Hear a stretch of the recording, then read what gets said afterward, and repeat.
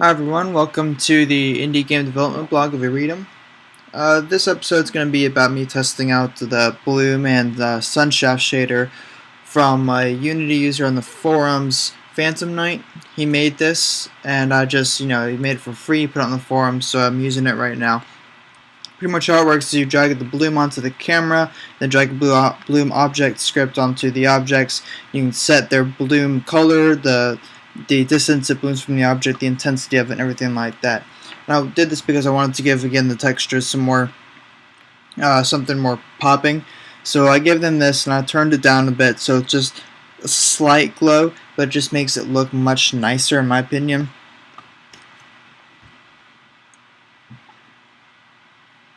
You can see here I'm turning it down, turning it up, trying to get a nice feel for it. I'm still experimenting with the feel. I'm also debating whether I want it to be completely off when the objects are deactivated, but that's for another day. I'll probably find that out in the alpha whether we should turn that off or not. But you see, it works out really nicely. It's not that hard to just drag a couple scripts there and it works. I'm not really sure how we got it working, but here he's also working for a depth of field add-on, but I guess we'll find out. Again, the user's name is Phantom Knight. If anyone wants to find that on the Unity forums, it's free bloom and sunshafts.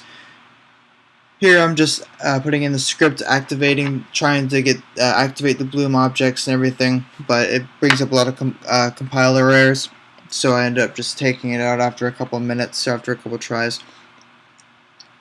What happens is the bloom object, if it's deactivated, the bloom render on the camera, it will do a null reference exception, so it doesn't really work out that nicely, especially when you put it on all the objects. So I end up just leaving it on, and maybe that's something I'll come back to, like I said, if in the alpha people don't find it enjoyable.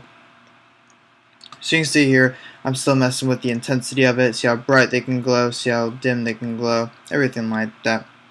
In a second here, I'll drag on the sun shafts and see how those look. I haven't really found a purpose for the sun shafts yet. I want to include them because they do make the game look much better, but I can't really find something useful for them. You see, I add them onto an object here, and it does it from the direction of the object, not from the object itself. So if the object is whatever I put it on here, you see it comes from the direction, but if I pass the object, it still turns on.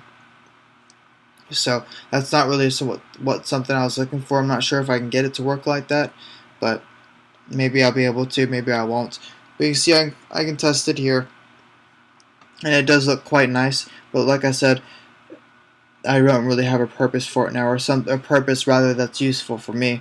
Maybe I'll include it later, depending on where the game goes, and see if I can get it working to just be centered around one object rather than just one direction. But that's something for another day. Thank you guys for listening, and I'll see you next time.